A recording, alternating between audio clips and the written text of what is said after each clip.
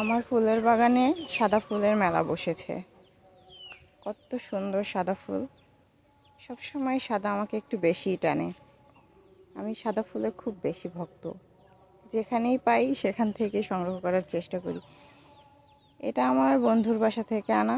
ওর বাসা থেকে বর্ষাকালে একটা ডাল এনেছিলাম। মাশাআল্লাহ, সেই ডাল থেকে আমি চারা করতে সক্ষম হয়েছি। এই যে আমার বেলি গাছ, এটাকেও আমি ডাল থেকেই চারা করেছি। মাশাআল্লাহ, অনেক সুন্দর ফুল ফুটেছে।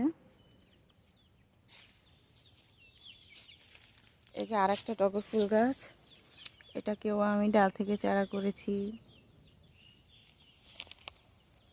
আর এই একটা সাদা ফুল গাছ, এই ফুলটার নাম আমি জানি না।